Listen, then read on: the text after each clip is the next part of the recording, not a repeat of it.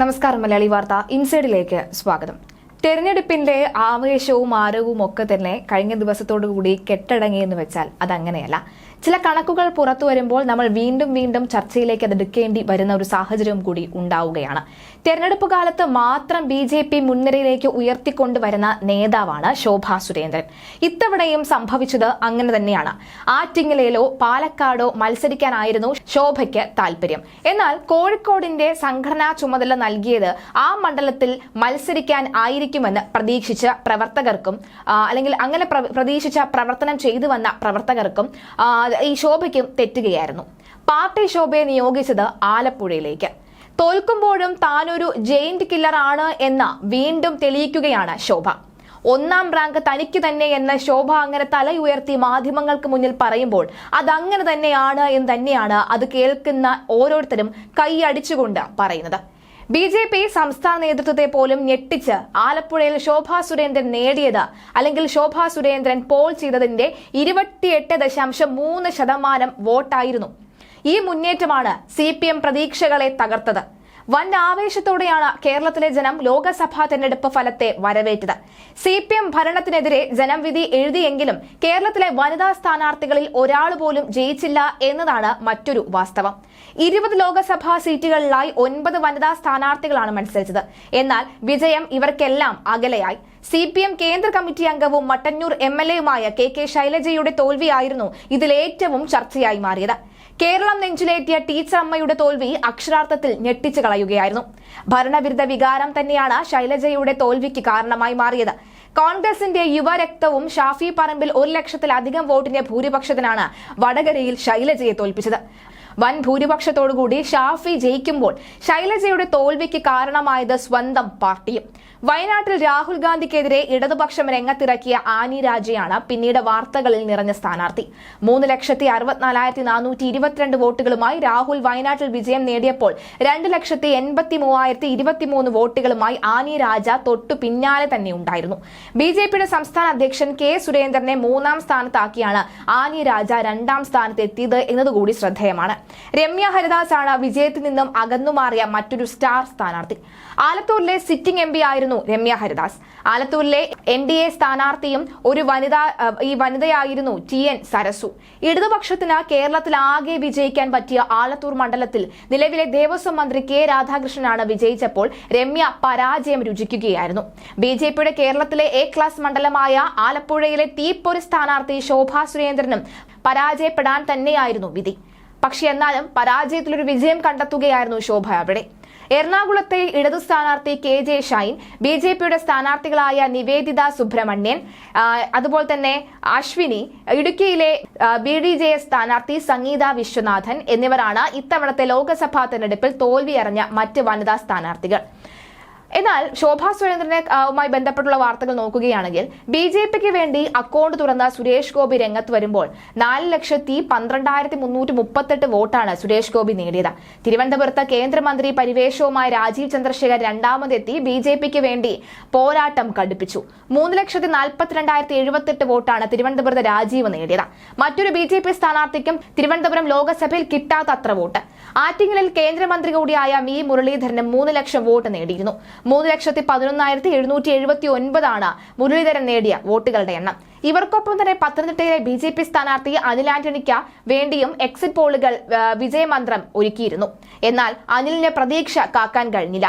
ഇവിടെയാണ് ശോഭാ സുരേന്ദ്രന്റെ 2,99,648 വോട്ടിന്റെ പ്രസക്തി വരുന്നത്. ശോഭയുടെ ഈ വോട്ട് പിടുത്തമാണ് ആലപ്പുഴയിലെ CPM കനൽത്തരിക്കെടുത്തിയത്. മത്സരിക്കുന്ന മണ്ഡലങ്ങളിലെല്ലാം വോട്ട് ഉയർത്താൻ കഴിയുന്ന ജനപ്രീതി തനിക്കുണ്ട് എന്ന് വീണ്ടും വീണ്ടും തെളിയിക്കുകയാണ് ശോഭ ഇവിടെ. കോൺഗ്രസിന്റെ ദേശീയ നേതാവായ KC വേണുഗോപാൽ വന്നതോടെ തന്നെ ആലപ്പുഴയിൽ ഈ പ്രചരണ ചൂട് ശക്തമാവുകയായിരുന്നു. ക്രൈസ്തവ നായർ വോട്ടുകളെല്ലാം KCക്ക് അനുകൂലമാകുമെന്ന വിലയിരുത്തൽ എത്തി. ഇതിനിടയിൽ CPMന്റെ പരമ്പരാഗത വോട്ട് ബാങ്ക് കൂടിയായപ്പോൾ ശോഭയ്ക്ക് വലിയ തിരിച്ചടി ഉണ്ടാകുമെന്ന വിലയിരുത്തലാണ് ഉണ്ടായിരുന്നത്. താൻ 3 ലക്ഷം വോട്ട് നേടുമെന്ന് പറഞ്ഞാണ് ശോഭ മത്സരിച്ചത്. സർവേകളിലും ശോഭയ്ക്ക് ആരും വിജയം പ്രതീക്ഷിച്ചതേയില്ല. സർവേയും എക്സിറ്റ് പോളും എല്ലാം ശോഭയ്ക്ക് മുന്നിൽ അപ്രസക്തമായി മാറുകയായിരുന്നു. ആരും പ്രവചിക്കാത്ത വിധമാണ് ശോഭ 28% വോട്ട് ആലപ്പുഴയിൽ നേടിയത്. 3 ലക്ഷത്തിന് കുറവുള്ളത് വെറും 4159 വോട്ട് മാത്രം. അങ്ങനെ ആലപ്പുഴയിൽ ശോഭ BJPക്കായി പുതുചരിത്രം രചിക്കുകയായിരുന്നു. ഇനി ശോഭയ്ക്ക് സംഘടനയിലെ താക്കോൽ സ്ഥാനം കിട്ടുമോ എന്നതാണ് ഉയരുന്ന ചോദ്യം. അടുത്ത BJPയുടെ സംസ്ഥാന അധ്യക്ഷയാകാൻ യോഗ്യ താൻ തന്നെ എന്ന് പറഞ്ഞു വെക്കുമ്പോൾ ശോഭയ്ക്ക് ഇതൊരു പൊൻകിരീടം കൂടിയാണ്. 2019 BJPക്ക് വെറും 16% മാത്രം ഉണ്ടായിരുന്ന ആലപ്പുഴയിലാണ് ശോഭാ സുരേന്ദ്രൻ 28% അധികം വോട്ടുകൾ നേടിയത്. ശോഭാ സുരേന്ദ്രനെ എല്ലാ അർത്ഥത്തിലും ജനങ്ങൾ സ്വീകരിച്ചുവെന്നതിന് തെളിവാണ് ഈ 10% വോട്ട് ഉയർച്ച.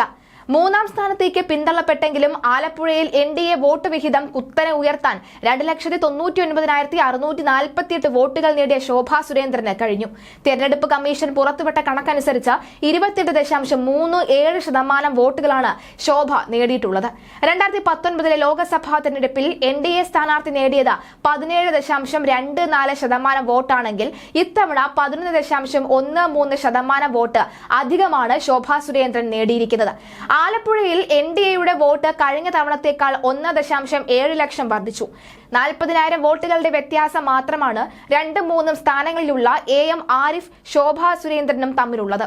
1 ലക്ഷത്തിലധികം വോട്ട് ഉയർത്തിയ 2 BJP സ്ഥാനാർത്ഥികളിൽ ഒരാൾ ശോഭാ സുരേന്ദ്രൻ തന്നെയാണ്. തൃശൂരിൽ ജയിച്ച സുരേഷ് ഗോപി മാത്രമാണ് വോട്ടുയർത്തിൽ ശോഭയ്ക്ക് മുന്നിലുള്ളത്. ആറ്റിങ്ങലിൽ 2019 ശോഭാ സുരേന്ദ്രൻ നേടിയതിനേക്കാൾ കൂടുതൽ വോട്ടുകൾ ഇത്തവണ V മുരളീധരന് നേടാൻ കഴിഞ്ഞു. ശോഭാ സുരേന്ദ്രൻ 2,48,081 വോട്ടുകളാണ് നേടിയതെങ്കിൽ മുരളീധരൻ ഇത് 3,11,459 വോട്ടായി ഉയർത്താൻ കഴിഞ്ഞു. ശക്തമായ ത്രികോണ മത്സരത്തിൽ 1ാം സ്ഥാനത്തെത്തിയ അടൂർ പ്രകാശിന് ലഭിച്ച വോട്ടുകളേക്കാൾ 16,394 വോട്ടുകൾക്ക് മാത്രം പിന്നിലാണ് V മുരളീധരൻ ഫിനിഷ് ചെയ്തത്. അപ്പോഴും വോട്ട് വർധന 1 ലക്ഷത്തിന് മുകളിലാക്കാൻ മുരളീധരന് കഴിഞ്ഞതും ഇല്ല എന്നതാണ് മറ്റൊരു കാര്യം. തിരുവനന്തപുരത്ത് അവസാന നിമിഷം വരെ മുന്നിൽ നിന്ന ശേഷമാണ് രാജീവ് ചന്ദ്രശേഖർ ശശി തരൂരിന് മുന്നിൽ കീഴടങ്ങിയത്. 16,077 വോട്ടുകൾക്കായിരുന്നു BJP സ്ഥാനാർത്ഥിയുടെ പരാജയം. ശശി തരൂരിന് 3,58,155 വോട്ടുകളും രാജീവിന് 3,42,078 വോട്ടുകളുമാണ് ലഭിച്ചത്. 2019 കുമ്മനം രാജശേഖരന് 3,16,142 വോട്ടുകളാണ് നേടിയത്. അവിടെയും ശോഭയ്ക്കുണ്ടായതിന്റെ അത്ര വോട്ട് വിഹിതം വർധന തിരുവനന്തപുരത്തും ഉണ്ടായിട്ടില്ല എന്നതാണ് സത്യം. ആലത്തൂരിൽ TN സരസുവിന്റേത് മികച്ച പ്രകടനമാണ്. കഴിഞ്ഞ തവണ BDJS മത്സരിച്ചപ്പോൾ 89,837 വോട്ടുകൾ മാത്രം ലഭിച്ച സ്ഥാനത്ത് ഇത്തവണ സരസു നേടിയത് 1,88,230 വോട്ടുകൾ. പ്രധാനമന്ത്രി നരേന്ദ്രമോദി നേരിട്ട് വിളിച്ച് ആത്മവിശ്വാസം നൽകിയ NDA സ്ഥാനാർത്ഥി എന്ന പേരിൽ TN സരസു ഇലക്ഷൻ സമയത്ത് വാർത്തകളിൽ ഇടം നേടിയിരുന്നു. രാഷ്ട്രീയത്തിൽ പുതുമുഖമായിട്ട് കൂടി സരസു നേടിയ 1,88,230 വോട്ടുകൾ തള്ളിക്കളയാൻ ആവുന്നതുമല്ല. അവിടെയും നേട്ടം ലക്ഷം വോട്ട് കഴിഞ്ഞില്ല. വിക്ടോറിയ കോളേജിലെ മുൻ പ്രിൻസിപ്പളായിരുന്ന TN സരസുവിന്റെ റിട്ടയർമെന്റ് ദിവസം SFI പ്രവർത്തകർ കുഴിമാടം ഒഴുക്കി യാത്രയാക്കിയതും വാർത്തകളിൽ ശ്രദ്ധ പിടിച്ചുപറ്റിയിരുന്നു. കാസർഗോഡ് BJP സ്ഥാനാർത്ഥി ML അശ്വിനി ഇത്തവണ പിടിച്ചത് 2,17,669 വോട്ടുകളാണ്. കഴിഞ്ഞ തവണ BJP സ്ഥാനാർത്ഥി രവിഷ തന്ത്രി ലഭിച്ചതിനേക്കാൾ 40,000-ഓളം അധികം വോട്ടുകളാണ് അശ്വിനി പിടിച്ചത്. കോഴിക്കോട് MT രമേശും വോട്ട് വർദ്ധിപ്പിച്ചു. 1,80,666 വോട്ടുകളാണ് രമേശ് നേടിയത്. എന്നാൽ പത്തനംതിട്ടയിൽ BJPക്ക് 60,000-ഓളം വോട്ടുകൾ കുറഞ്ഞു. കഴിഞ്ഞ തവണ K സുരേന്ദ്രൻ 2,97,396 വോട്ടുകൾ നേടിയപ്പോൾ ഇത്തവണ അനിൽ ആന്റണിക്ക് നേടാനായത് 2,34,306 വോട്ടുകളാണ്. അതുതന്നെയാണ് ശോഭാ സുരേന്ദ്രൻ പറഞ്ഞത് കൂട്ടത്തിൽ ഞാൻ തന്നെയാണ് 1ാം റാങ്കുകാരിയെന്ന്.